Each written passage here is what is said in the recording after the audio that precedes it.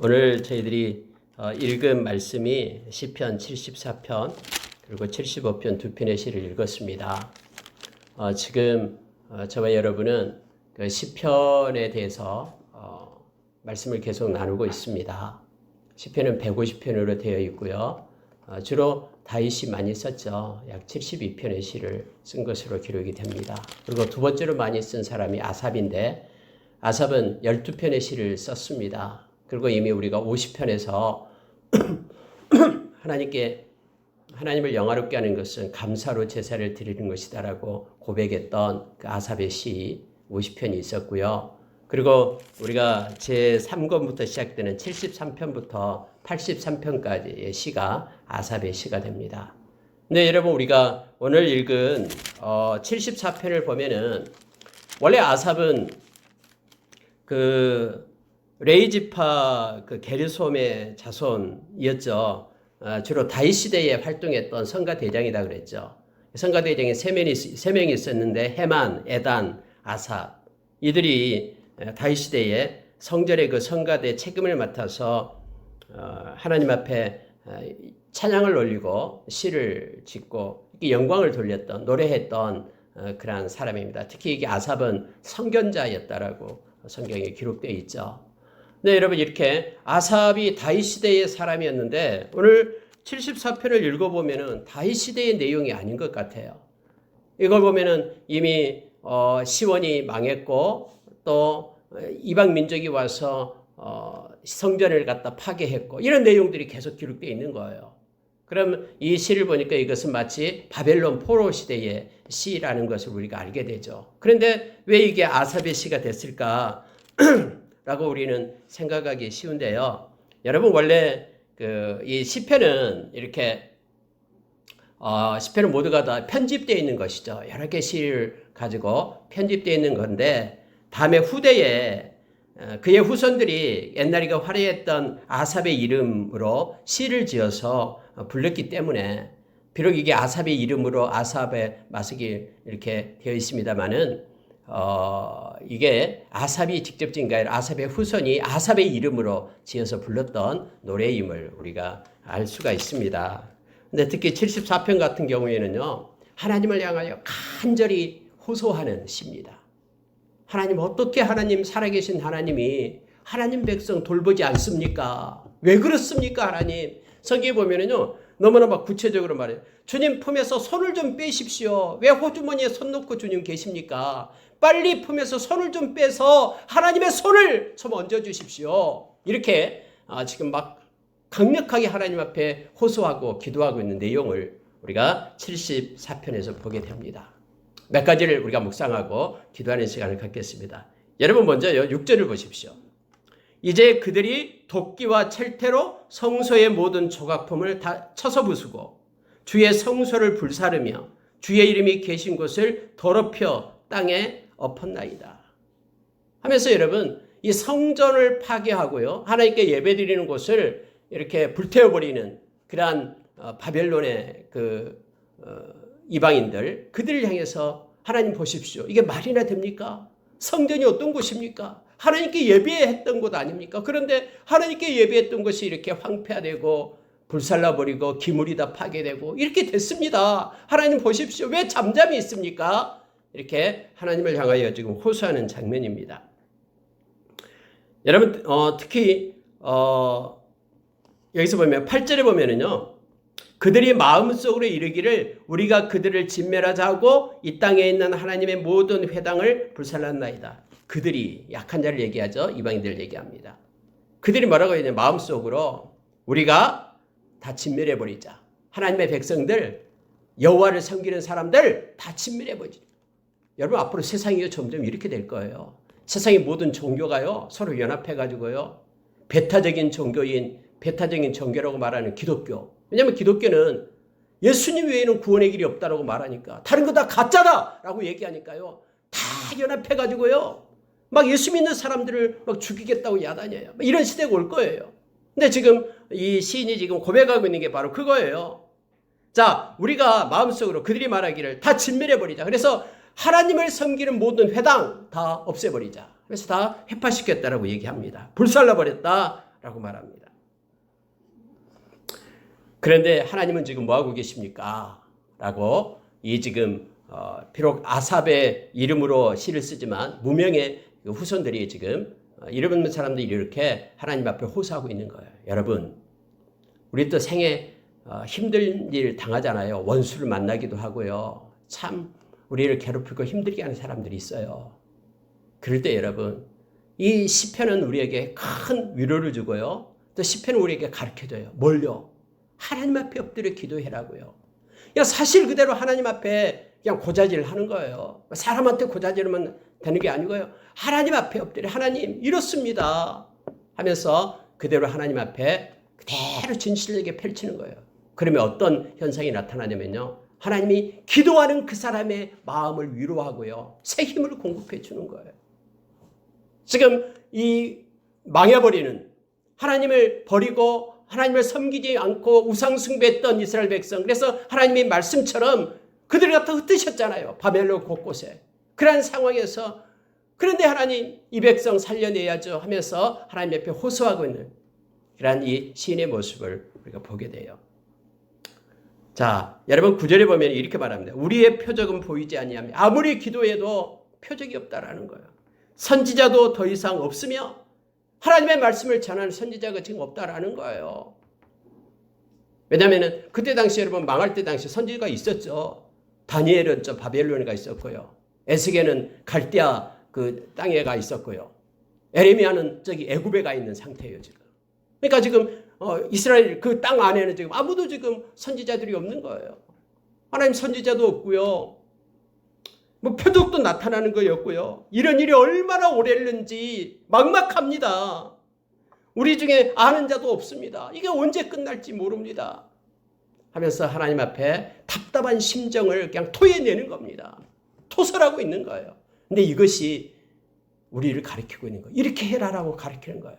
정말로 사면초가 상태에 답답할 때요. 우리는 찾을 분은 하나님밖에 없습니다. 그러면 하나님께서 기도하는 그 사람에게는 하나님의 마음의 위로를 주고요. 하나님의 힘을 공급하는 거예요. 특히 여러분요. 하나님이여 대적이 언제까지 비방하겠으며 원수가 주의 이름을 영원히 능욕하리까.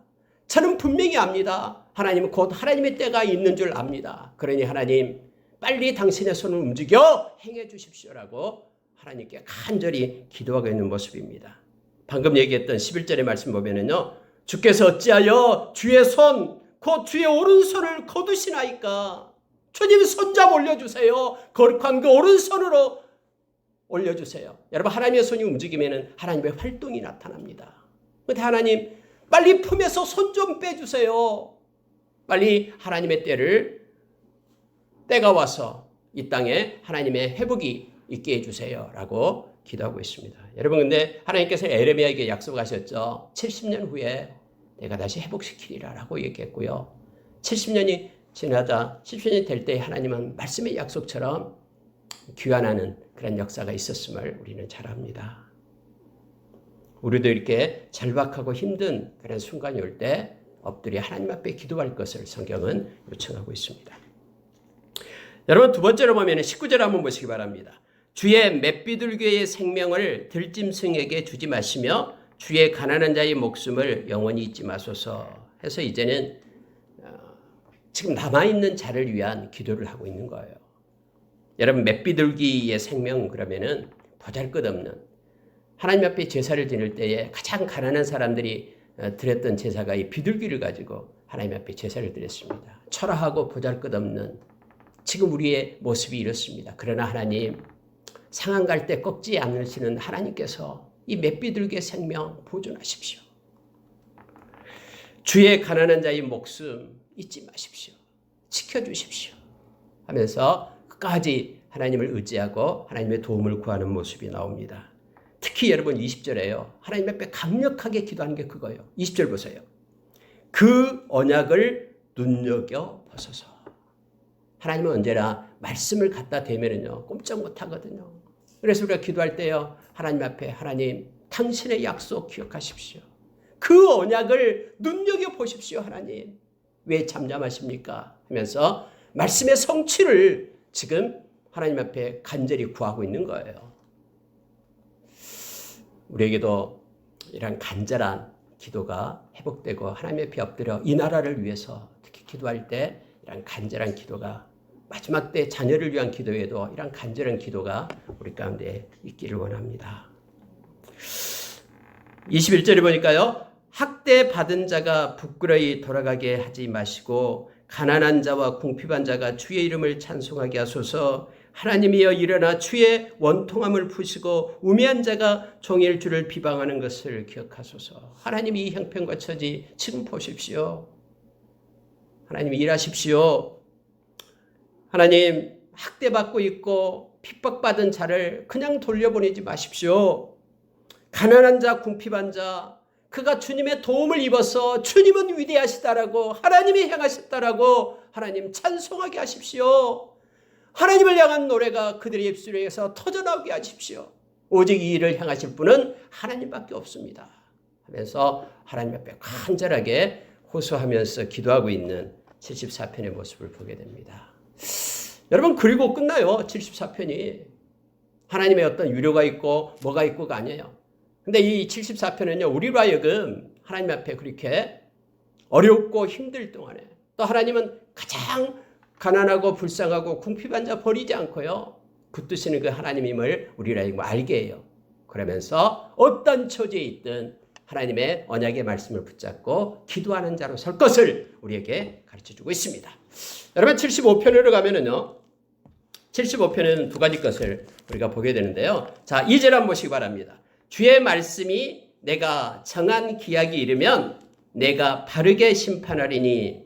여러분 참 묘하죠. 이 편집을 그렇게 한 거예요. 74편에 이어서 75편으로 연결되는데요. 마치 74편의 기도가 75편에 응답되는 식으로 연결이 돼서 편집이 된 거예요. 하나님께서 의도적으로 그렇게 하신 거죠. 그래서 여러분 75편이 이거예요. 주의 말씀이 이랬다라는 거예요. 내가 정한 기약이 이르면 내가 바르게 심판하리니 이거예요. 정한 기약이다 그러면 하나님의 때를 얘기합니다. 여러분 하나님은 뭐 우리 때 우리 시간표대로 움직이시는 분이 아니잖아요. 하나님은 하나님의 시간표대로 움직이시는 분이에요. 근데 하나님의 시간표가 정확합니다.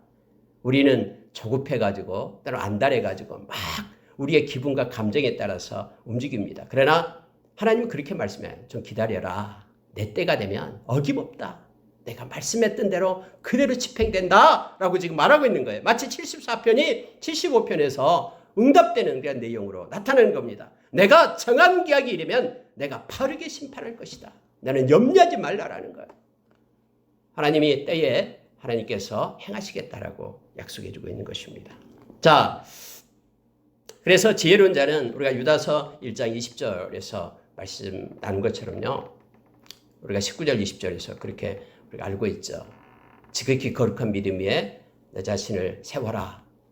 건축하라. 그리고 성령으로 기도하라. 또 하나님의 사랑으로 자신을 지켜라. 그리고 하나님의 때를 기다리는 지혜로 살 것을 우리에게 요청해 주고 있는 거예요. 그래서 여러분 언제나 우리는 하나님을 믿고 의지한다면요. 하나님의 때를 기다리는 기쁨으로 기다리는 지혜가 있어야 됩니다. 지금 하나님께서는 내가 정한 기약이 이르면 내가 바르게 심판할 때니까 너는 걱정하지 마라 하면서 하나님께서 하나님의 때에 심판하심을 말씀해 주고 있습니다. 마지막으로 여러분 4절 한번 보시기 바랍니다. 내가 오만한 자들에게는 오만하게 행하지 말라 하며 악인들에게 뿔을 들지 말라 하였노니 너희 뿔을 높이 들지 말며 교만한 목으로 말하지 말지어다. 겸손하라라고 우리에게 가르칩니다. 여러분 오만, 교만, 뿔을 든다 이런 것들은 다 겸손의 반대 개념입니다. 하나님 앞에서 잠잠하고 겸손할 것을 우리에게 요청합니다. 특히 너희 뿔을 높이 들지 말며 교만한 목으로 말하지 말지어다. 물은 높이는 일이 동쪽에서나 서쪽에서 말미암지 아니하며 남쪽에서도 말미암지 아니하고 높이는 일은 오직 7절이 핵심입니다. 오직 재판장이신 하나님이 이를 낮추시고 저를 높이시느니라. 여러분 하나님께서 붙들어서 높이시면은요 우리는 높게 되는 거예요. 그러나 하나님이 낮추시면은 낮아지게 됩니다. 오직 하나님께만 있는 거예요. 동쪽, 서쪽, 남쪽, 사방을 둘러봐라. 이것이 그들에게 나타나는 것이 아니라 그들에게 힘에 의해서 권세에 의해서 주어진 것이 아니라 하나님의 손에 있다라고 지금 75편을 우리에게 가르쳐 주는 것입니다. 오직 재판장이신 하나님께서 겸손한 자를 높이시고 하나님이 붙들어서 세운다라고 말합니다.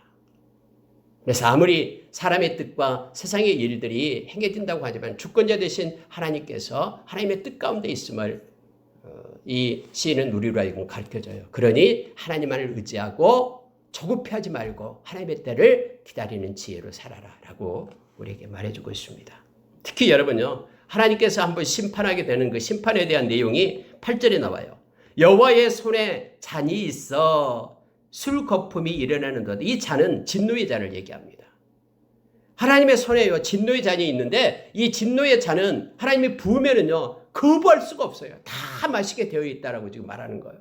이것은 거절할 수 없는 거예요. 그러니까 하나님의 손에 잔이 있어 술거품이 일어난다. 이것은요, 지금 막 부어진 바 돼가지고 이제 곧 쏟아지게 된다라는 거예요. 막 거품이 일기 시작하는 거예요.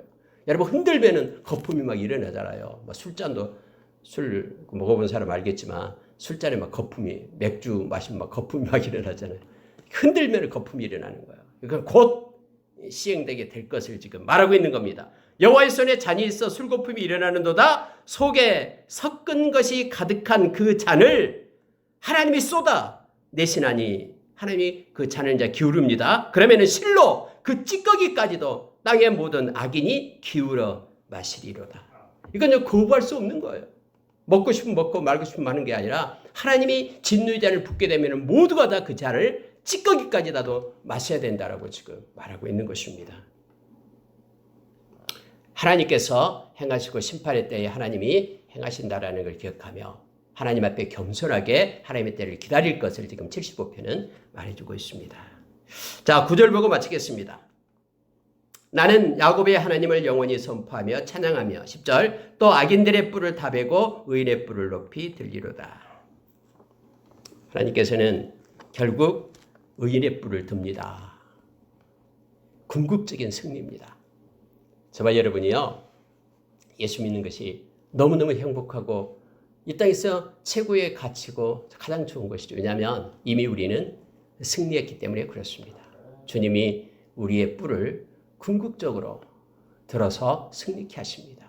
이미 끝났어요. 정해진 거예요. 그래서 우리는 이미 무슨 스포츠 경기에 재방송을 보고 있듯이 우리가 인생을 살아가는 거예요. 아무리 지금 힘들고 어려워도요, 우리는 승리한 자입니다. 그리고 우리 주님의 강한 손 편팔이 우리를 붙들어 세우실 겁니다. 그 주님을 의지하고 때로는 좀 현실의 삶의 무게가 어렵고 힘들지라도 주님의 때를 기다리며 주님 앞에 기도하는 자로, 그리고 겸손히 주님의 때를 기다리는 자로 우리가 설 것을 시인은 우리에게 가르쳐 줍니다. 주님을 생각할 때, 또 십자가의 주님을 기억할 때 우리에게는 늘 힘이 공급됩니다. 그리고 오래 참으며 옷을 입고 우리가 매일매일 나아갈 수 있습니다. 같이 기도하겠습니다.